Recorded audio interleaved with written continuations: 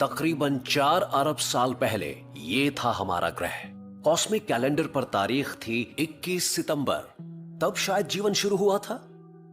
वायुमंडल hydrocarbon smog से भरा हुआ था। न सांस लेने के लिए ऑक्सीजन थी और ना ही कोई सांस लेने वाला था।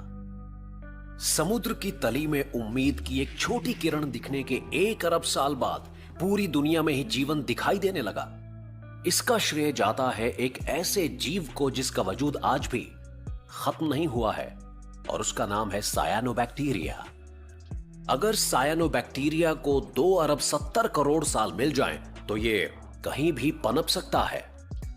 इसके लिए मीठा पानी, खारा पानी, गर्म सोते और नमक की खदानें, ये सभी आशियाने हैं। इसके बाद अगले 40 करोड़ साल के दौरान सायानोबैक्टीरिया ने कार्बन डाइऑक्साइड लेते हुए और ऑक्सीजन छोड़ते हुए आसमान को नीला कर दिया। पर सायानोबैक्टीरिया ने सिर्फ आसमान को ही नहीं बदला, ये तो चट्टानों में भी पहुंचे और उन्हें भी बदल डाला। ऑक्सीजन से आयरन को जंग लगा और इसने जादू दिखाया खनिजों पर। पृथ्वी पर 5000 किस्म के खनिज हैं। इनमें से 3500 पनपे जीवन की बनाई ऑक्सीजन के कारण।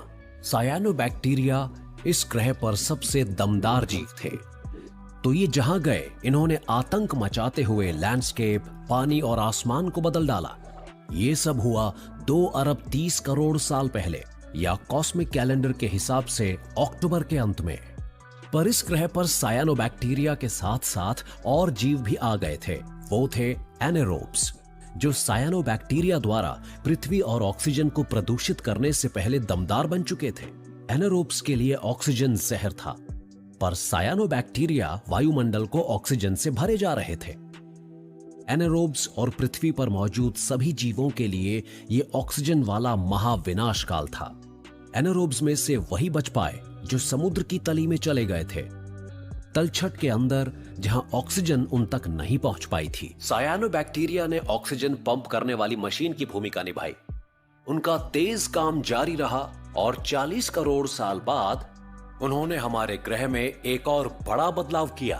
मीथेन गैस एक पावरफुल ग्रीन हाउस गैस है और उस समय भी यही इस ग्रह को गर्म रखे हुए थी।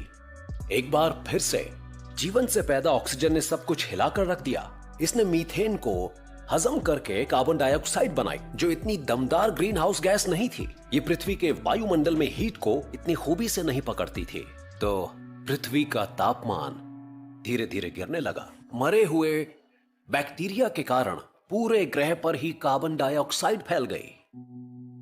ज्वालामुखियों ने बड़ी मात्रा में कार्बन डाइऑक्साइड को वातावरण में छोड़ा, जिससे ग्रह गर्माया और बर्फ पिघली। अगले कुछ अरब साल में जीवन और चट्टानों की उथल पुथल जारी रही। यह ग्रह जमता और पिघलता रहा। अभी तक जीवन माइक्रोब्स और साधारण मल्टी सेल्यूलर जीवों की शक्ल में मौजूद था, पर एक दिन अचानक एक एक्सप्लोजन होता है, जिसे नाम दिया जाता है कैम्ब्रियन एक्सप्लोजन का। जीवों में टांगे, आंखें, गिल्स और दांत भी उगने लगे। जीवन का तेजी से विकास हुआ और जीवों में विविधता पनपने लगी। हमें अभी तक ये पता नहीं कि किस कारण से जीवन में इतना नाटकीय बदलाव आया था, पर हमारे पास कुछ मुमकिन थियरीज मौजूद हैं। इसके पीछे हो सकते थे ज्वालामुखियों से समुद्र के पानी में पहुंचने वाले कैल्शियम मिनरल्स। अब जीवन में रीढ़ और कवच जैसी चीजें पनपने लगी थीं। इसने अपना आमर बनाने के लिए चट्टानों से मानो जैसे साझेदारी कर ली थी। अब तो जीवन अपना आकार बढ़ाकर नए नए इलाकों में कदम रख सकता था।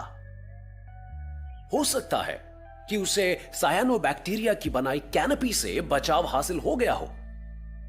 वायुमंडल में पैदा ऑक्सीजन के कारण ओजोन परत बनी। इससे जीवन के लिए समुद्र की सुरक्षा से बाहर निकलकर जमीन पर बस पाना मुमकिन हुआ। अब उसे सूरज की जानलेवा अल्ट्रावायलेट किरणों का डर नहीं था। और फिर अरबों साल तक जीवन बढ़ता रहा, निरंतर। वो तैरने, दौड़ने, कूदने और उड़ने लगा। तो अब जीवन बच निकलने में माहिर हस्ती किसी भी तरह की कैद से निकलने में इतना काबिल हो गया था कि पृथ्वी की हर जेल अब नाकाम साबित।